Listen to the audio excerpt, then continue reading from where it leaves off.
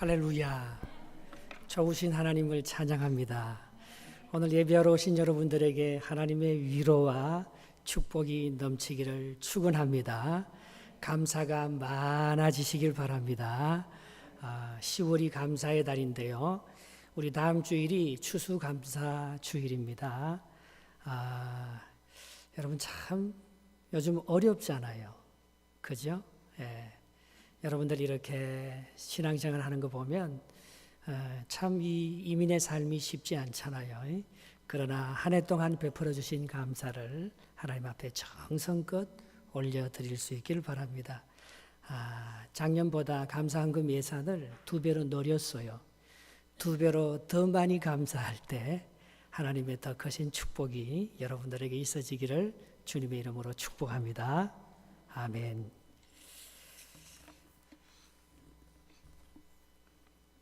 하나님의 사랑이 뭡니까? 이게 이번에 우리 아이들 그 중고등부 수련회 주제였어요. 하나님의 사랑은 completely reliable하고 completely dependable한, 영원히 믿을 만하고 영원히 의지할 만한 것, 바로 그게 하나님의 사랑 아닌가, 그렇게 생각이 듭니다. 하나님의 속성, 하나님의 성품을 한마디로 말하라면 사랑의 친밀함, 영원한 친밀함, 이게 바로 하나님의 성품인 것입니다. 인생은 짧지만 예술은 길다고 합니다. 하나님의 사랑은 인간에게 있어서 예술 작품 속에 담겨져 있는 정신 같은 것, 바로 그게 하나님의 사랑인 것입니다. 우리의 생명은 심장이 멎어지면 멈춥니다. 우리의 인생은 호흡이 끝나면 마칩니다. 그러나 주의 말씀은 천지가 없어져도 변하지 않고 남아있다고 했어요. 하나님의 사랑, 영원한 하나님의 사랑이라는 것은 비교당하지 않는 것입니다. 절대적인, 하나님만이 갖고 있는 그런 독특한, 그게 바로 하나님의 사랑인 것입니다. 사랑은 그 어떤 것들보다도 위대합니다. 그것은 사랑은 끝이 없기 때문에, 사랑의 영원성 때문에 사랑은 위대한 것입니다. 영원하다는 것은 언제나 그 자리에 그대로 남아있는 것입니다. 영원하다는 것은 처음과 나중이 똑같다는 뜻입니다. 그러므로 영원한 것은 상대의 평가에 의해서 본질이 변화되지 않는 것입니다. 그런데 변화되는 것들이 있어요. 오늘 성경에 이런 것들은 다 변한다고 말하고 있습니다. 1절 한번 같이 보겠습니다. 내가 사람의 방언과 천사의 말을 할지라도 사랑이 없으면 소리나는 구리와 울리는 꽹과리가 되고, 사람의 방언도 천사의 말도 변합니다. 2절은 뭐라고 말합니까? 예언하는 능력이 있고 모든 비밀과 모든 지식을 알아도 그거 다 변합니다. 산을 옮길 만한 믿음이 있고 우리가 믿음으로 모든 기적과 역사를 체험해도 그것도 다 변한다는 것입니다. 3절에는 내게 있는 모든 것으로 구제하는, 가난한 사람을 돌보는 자선도 다 변한다는 것입니다. 내 몸을 불살라 희생하고 헌신하는 모든 열정도 다 변한다고 말하고 있습니다. 그러나 하나님의 사랑만은 언제나 그 자리에 변치 않고 남아있다는 것입니다. 이는 하나님의 본체가 사랑이기 때문인 것입니다. 사랑하면 하나님을 알게 됩니다. 사랑하지 아니하면 하나님도 모르고 자신도 모르고 있는 것입니다. 하나님의 사랑은 아가페라고 합니다. 그것은 조건 없는 사랑이요, 헌신하는 사랑이요, 친밀한 사랑인 것입니다. 여러분, 아무 조건 없이, 아무 이유 없이 하나님은 우리를 끝까지 포기하지 아니하고 우리를 기다려주는 것, 그게 하나님의 사랑입니다. 오늘 고린도전서 13장을 한마디로 요약하면 저는 7절 말씀을 사랑의 정의라고 그렇게 말하고 싶습니다. 같이 한번 읽어보겠습니다. 모든 것을 참으며 모든 것을 믿으며 모든 것을 바라며 모든 것을 견디느니라. 우리는 함량 미달입니다. 그래도 하나님께서는 우리를 믿어줍니다. 우리를 끝까지 참아 기다려줍니다. 우리를 바라보고 언젠가는 좋은 열매를 맺고 변화될 것이라는 것을 믿고 우리를 기다려주는 바로 그게 사랑이라는 것입니다. 이는 탕자가 아버지 집을 떠나도 아버지는 그 아들을 기다리는 것과 같습니다. 이는 우리가 아무리 죄를 지어도 예수님께서 우리 죄인들을 위해서 십자가에 못 박혀 죽는 바로 그것이 하나님의 영원한 사랑의 증거인 것입니다. 이런 사랑이 완전한 사랑인 하나님의 사랑인 것입니다. 그래서 하나님을 만나면 편해집니다. 쉬워집니다. 가벼워집니다. 마태복음 11장 30절에 예수님께서 내게 오는 자마다 내 짐을 지는 자마다 내 멍에는 쉽고 내 짐은 가볍다고 말씀하고 있습니다. 우리는 주님을 따르는 사람들입니다. 우리는 주님을 따라가면 즐거워집니다. 여러분, 사랑하는 사람을 만나면 쉬워지잖아요. 사랑하는 사람을 만나면 친해집니다. 사랑하는 사람을 만나면 계속 머물고 싶어지는 것입니다. 오늘 여러분들에게 이 놀라운 하나님의 사랑이 여러분의 인생을 주도하는 그런 참으로 복된 하나님의 성품이 여러분들의 성품이 되시기를 주님의 이름으로 축복합니다. 이런 조건 없는 사랑, 희생하는 사랑, 친밀한 사랑, 아가페 사랑을 만날 수 있는 것이 교회밖에 없다는 거예요. 우리는 이 교회를 통해서 예수님을 통해서만이 이런 절대적인 사랑을 만날 수가 있다는 것입니다. 그럼 교회는 무엇입니까? 여러분, 사람들은 교회는 건물이나 교파인 줄 알아요. 그러나 교회는 이 모임, 회중들의 모임, 불러낸 무리들, 부름받은 자들, 그런 뜻입니다. 그래서 어떤 사람은요, 교회가 잘못됐어. 교회가 왜 저래? 이렇게 말한 것은 교회를 모르는 사람이에요. 교회는 나예요, 교회는. 교회는 우리가 교회예요. 예수님께서 베드로의 신앙 고백 위에 교회를 세우겠다는 말을 최초로 하십니다. 마태복음 16장 16절에 보면 베드로가 이런 고백을 하지 않겠습니까? 같이 고백 한번 해봅시다. 시몬 베드로가 대답하여 이르되 주는 그리스도시요 살아계신 하나님의 아들입니다 했습니다. 주님은 이 신앙 고백 위에 교회를 세웠다는 것입니다. 그래서 베드로의 이름을 고쳐줍니다. 반석이라고. 그리고 네가 고백한 그 반석 위에 내가 하나님의 교회를 세워주시겠다고 약속했습니다. 그래서 베드로는 자기가 그 고백을 하고 난 후에 하나님께로부터 특별한 선물을 하나 받습니다. 그것이 천국의 열쇠인 것입니다. 여러분도 예수 그리스도를 주로 고백하면 우리가 반석이 되는 거예요. 바로 거기에 하나님의 교회가 내 안에 서 있는 것입니다. 그거는 엄부의 권세가 이기지 못한다고 했어요. 바꾸어 말하면 주님과 친해지면, 주님의 사랑을 경험하게 되면 우리는 흔들리지 않는다는 것입니다. 교회가 교회되게 하는 5가지 요소가 있습니다. 예배, 교육, 친교, 봉사, 선교. 이 5가지가 있어야 교회라고 합니다.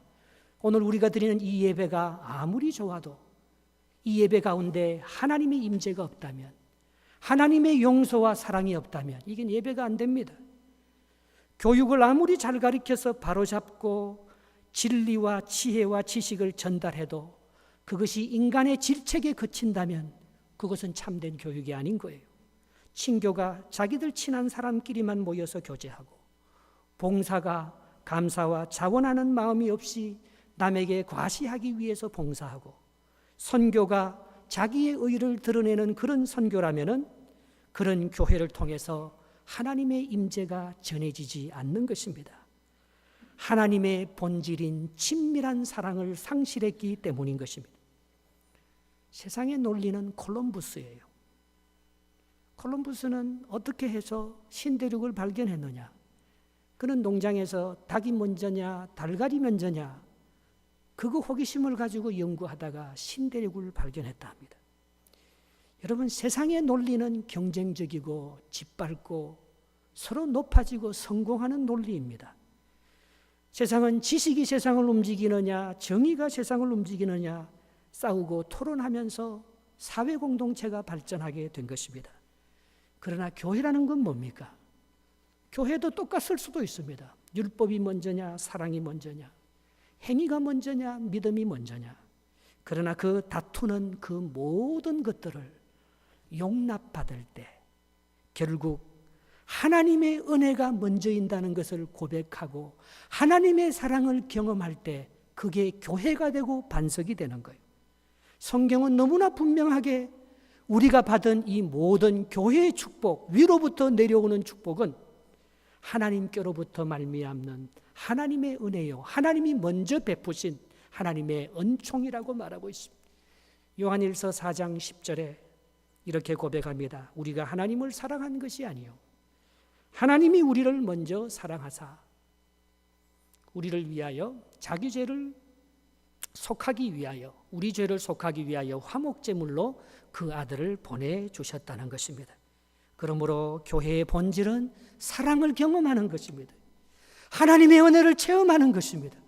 이 예배와 우리의 일상 속에서 하나님의 용서하심, 하나님의 위로와 축복이 얼마나 큰지 그걸 경험할 때 우리가 진정한 교회가 되고 우리가 반석이 되는 것입니다. 그렇다고 예언을 무시하지 마시기 바랍니다. 이 예언은 미래를 열어가는 열쇠입니다. 그러나 예언에 매이지 마시기 바랍니다. 종말이 오면 그 예언은 다 성취되기 때문인 것입니다. 방언도 소중합니다. 우리 마음에 천국이 임하지 않으면, 하나님이 임재하지 않으면 방언이 터지지 않습니다. 그러나 방언에 집착하지 마시기 바랍니다. 이 지방 방언은요, 천국 방언이 오면 작은 방언에 불과한 것입니다. 더 좋은 천국 방언이 뭡니까? 감사합니다. 미안합니다. 죄송합니다. 제가 잘못했습니다. 제 탓입니다. 모르고 그랬는데 뭘요? 용서합니다. 사랑합니다. 축복합니다. 잘 될 것입니다. 존경합니다. 격려합니다. 여러분, 이 방언이 더 좋은 방언이지 않아요? 지식은 하나님의 오묘한 뜻을 발견할 수 있는 참 좋은 능력입니다. 지혜는 세상의 수수께끼를 풀 수 있는 묘약입니다. 그러나 천국에서는 더 이상 지혜도 지식도 필요하지 않습니다. 그때는 얼굴과 얼굴을 맞대고 보며 하나님과 대면하여 지혜와 지식을 다 만질 수 있기 때문에 그런 것입니다.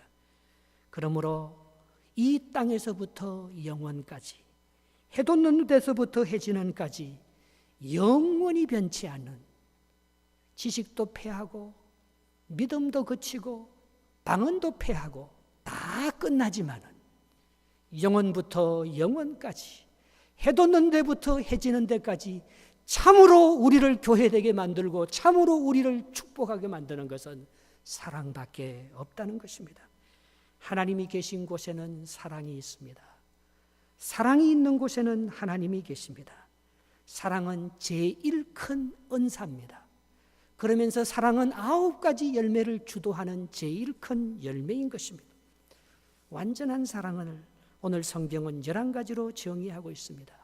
4절에서 6절에 보면 오늘 성경이 말하는 완전한 사랑을 이렇게 말하고 있습니다. 사랑은 오래 참고, 사랑은 온유하며, 사랑은 시기하지 아니하며, 사랑은 자랑하지 아니하며, 교만하지 아니하며, 무례히 행치 아니하며, 자기의 유익을 굳지 아니하며, 썩내지 아니하며, 악한 것을 생각지 아니하며, 불의를 기뻐하지 아니하고, 진리와 함께 기뻐한다고 말하고 있습니다.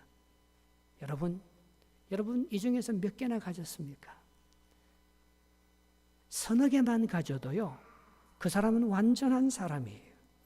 그런데 이걸 다 가진 분이 한 분 계십니다. 예수님. 여러분, 아마 우리가 예수님을 보면 예수님의 그 얼굴의 모습 속에 이 11가지 사랑의 온전한 성품을 다 가지고 계신 그분에게 감격당할 거예요. 그분의 얼굴을 한번 쳐다보기만 해도 우리의 삶은 변화될 것입니다. 참 주님은 놀라운 분이에요. 성경이 얼마나 무섭고 얼마나 정말 두려운 말들이 많습니까? 그런데 예수님이 말하면요, 아무도 상처 안 받아요. 그러나 우리는요, 내가 사랑하는 식구들에게 말해도 상처를 받아요. 나의 사랑은 어떻습니까? 조급합니다. 욱박지릅니다. 질투합니다. 뽐냅니다. 자기를 높입니다. 상대가 나보다 약하면 무시하고 짓밟습니다. 내 이익에 민감합니다. 속으로 화가 나 있습니다. 자주 속이 상합니다. 의도가 악하고 경쟁적입니다. 거짓되고 속입니다. 진리 대신 예수님께 순종하려 하지 않습니다. 여러분이 저 보시기에 어떻습니까? 여러분은 저를 어느 정도 평가합니까? 나는 화도 안 내고 나는 속도 상하지 않은 그런 사람 같습니까? 어떨 땐 저도 얼마나 화가 부글부글 끓는지 몰라요. 어떨 때는 내 마음이 얼마나 상해 있는지 몰라요. 단지 표현하지 않고 점잖게 그렇게 감추고 있는 것뿐이죠. 그러므로 교회는요, 해야 될 게 있어요. 우리가 이 예수님의 사랑을 가지고 상처받고 소외되고 억압당하는 상황에 처한 이들에게 나가서 하나님의 사랑과 긍휼을 보여주어야 하는 것입니다. 저는 목회하면서 가장 두려운 것이 있습니다. 그것은 네가 소자 중 하나에게 냉수 한 그릇을 떠줄 때에 사랑으로 했느냐, 내 의로움으로 했느냐, 바로 그것입니다. 그가 왜 울고 있는지, 왜 어려워하고 있는지 내가 아파 보니까요, 사랑으로 한 것은 상대를 치료하더라고요. 여러분, 사랑하고 기도해 주면요, 다 감동받고 치료받더라고요. 그동안 나는 참 친밀한 하나님의 사랑이 부족한 사람이었구나 회개했습니다. 내가 원하는 사랑을 했구나. 자신을 돌아볼 수 있는 기회가 되었습니다. 나는 상대방의 마음을 잘 읽어내지 못했습니다. 너무나 쉽게 하나님의 말씀으로 포장된 신앙을 가지고 남의 행위를 판단했던 것입니다. 간장게장이 밥도둑이듯이 말입니다. 포장된 신앙의 행위는 예수님 도둑이에요. 나는 포장된 신앙의 행위를 가지고 하나님의 의를 끊임없이 도둑질한 가짜 성령의 열매를 맺고, 그러면서 그것이 죄악이고 잘못된 목회인지도 모르는 아주 어리석은 종이인 것을 알았습니다. 슬픔을 당해 같이 아파하기보다는 기도하면 되는데 왜 우세요? 믿음이 있다는 사람이 그런 일로 힘들어 하세요? 요즘 당신을 보니까 감사 생활이 사라졌네요. 무슨 죄가 많아서 그렇게 어려운 일을 당하겠어요? 이런 나의 판단, 정말 얼마나 많은 사람들을 아프게 했는지 생각하게 했습니다. 신앙생활을 지치게 만들고 나를 병들게 만들고 내 안에 예수의 사랑과 예수의 생명을 없게 만든 것, 그것은 내가 진정 친밀한 그리고 아가페적인 절대적인 하나님의 사랑에 덜 감동됐기 때문에 그런 일들이 나타났던 것입니다. 나의 행위의 의의가 하나님의 사랑보다 커질 때 신앙생활은 종교생활로 바뀌는 거예요. 교회생활로 바뀌는 거예요. 이런 교회는 생명의 구원을 주지 못합니다. 성령의 역사와 치유의 능력도 거기는 일어나지 않습니다. 나는 겨우 예언의 끝자락 한 부분, 진리의 끝자락 한 부분을 붙들고 있을 뿐이었습니다. 로마서 14장 23절에 믿음으로 하지 않는 것들은 다 죄라고 말했습니다. 마찬가지입니다. 사랑으로 하지 않는 모든 행위는 띠로 묶여지지 않아 주님 앞에 상달되지 못한다고 말씀하고 있습니다. 골로새서 13장 23절에 이 모든 것 위에 사랑을 더하라. 이는 온전하게 매는 띠니라 했습니다. 목회에 있어서 여러분, 참 나는 상급을 얻기 위해서 믿음의 경주를 달렸지만 내가 받을 상급은 면류관이 아니고 개털 모자를 위해서 그렇게 달려왔다. 그런 생각이 들었던 것입니다. 완전한 사랑과 부분적인 사랑은 구별이 됩니다. 9절 10절 말씀을 한번 읽어보겠습니다. 9절 10절 같이 읽읍시다. 시작. 우리는 부분적으로 알고 부분적으로 예언하니 온전한 것이 올 때는 부분적으로 하는 것이 패하리라 했습니다. 여러분, 완전한 것은 사랑입니다. 그리고 부분적인 것은 사랑 위에 모든 것이 부분적입니다. 여러분, 목회 부분에 있어서 부분적인 것이 뭘까요? 건물입니다. 시스템입니다. 우리가 열심히 하는 큐티도 부분적인 거예요. 셀 모임입니다. 미디어, 교육, 선교, 제자훈련, 찬양대, 이거 다 부분적입니다. 이 부분적이 완전해지려면 사랑의 악교가 들어가야 합니다. 성도가 지나가는 자리마다 사랑의 향기가 풍겨나야 하는 것입니다. 옳은 일을 한다면서 다른 사람들을 다치게 하지 않았습니까? 옳은 것은 분명히 있습니다. 그렇지만 거기에 사랑의 피가 묻어야 열매가 맺혀지는 것입니다. 베드로전서 4장 8절에 베드로는 고백합니다. 무엇보다 뜨겁게 서로 사랑할지니 사랑은 허다한 죄를 덮느니라 했습니다. 여러분, 기적을 믿습니까? 저는 기적을 믿습니다. 이번에 제가 약해지고 병들고 힘이 없어지는데도요, 오히려 제가 힘없이 기도하고 약한 상태에서 기도하는데 병자들이 더 많이 고쳐지는 역사를 보았습니다.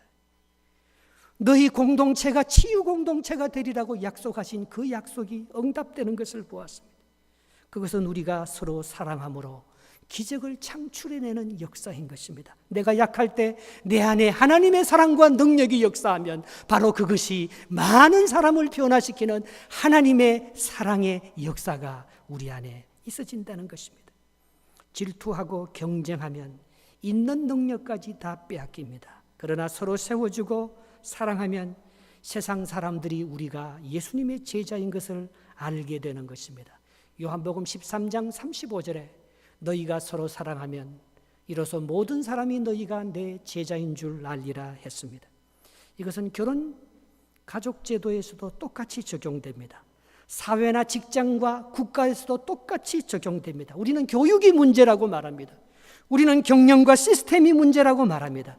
그러나 행정과 그 어떤 인간이 만든 제도와 합리적인 그런 법칙으로 이 세상이 바로 잡아지는 것이 아니고 문제는 그것을 경영하는 사람의 마음인 것입니다.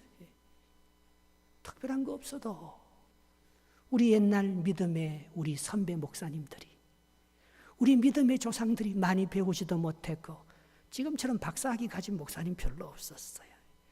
지금처럼 잘 살고 기업에 성공한 우리 신앙의 훌륭한 장로님들, 선배들 없었어요.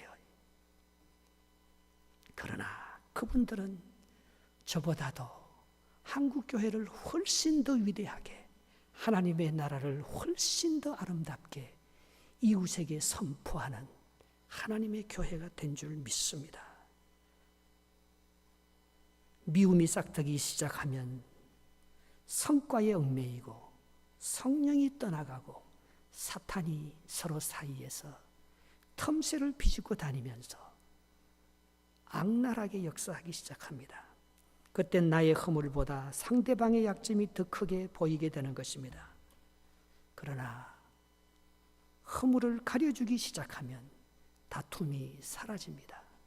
잠언 10장 12절에 미움은 다툼을 일으켜도 사랑은 모든 허물을 가린다고 했습니다. 그렇게 되면 성령이 일하기 시작합니다. 사랑스러워지기 시작합니다. 내가 생각했던 것보다 훨씬 더 큰 역사를 만들어 나가는 것입니다. 이것이 기적인 것입니다. 에베소서 3장 20절 21절에 보면 우리 가운데 역사하시는 능력대로 우리가 구하는 그나 생각하는 모든 것에 더 넘치도록 능히 하실 이에게 교회 안에와 그리스도 예수 안에서 영광이 되도록 영원 무궁하기를 원하노라. 아멘 했습니다. 우리가 구하는 것 이상으로, 우리가 생각하는 것 이상으로 더욱 넘치도록 하나님께서 우리에게 주실 것이라고 약속하고 있는 것입니다. 이것을 경험할 수 있는 곳은 교회밖에 없습니다. 사실 어쩌면 교회도 너무 커요. 예배만 드리고 가면 이거 경험하지 못합니다. 정말 이것을 경험할 수 있는 것은 셀이에요, 셀. 아니, 정말 그것을 경험할 수 있는 것은 가까운 성도와 성도 사이인 것입니다. 이런 친밀한 사랑을 나누는 동신교회는 영원합니다. 하나님이 가장 기뻐하는 교회로 그렇게 세워질 것입니다. 저와 여러분들이 영원한 사랑에 감동당하여 내가 하나님의 사랑이 나의 반석이 되고 신앙 고백이 되어서 영원한 교회를 창출하는 베드로 같은 하나님의 사람으로 온전하게 세워져서 정말 이 땅에서 하나님의 영광과 하나님의 나라를 위해서 귀하게 쓰임받다가 주님 앞에 또 영원히 칭찬받는 하나님의 종들이 될 수 있으시리라 믿습니다. 기도하겠습니다.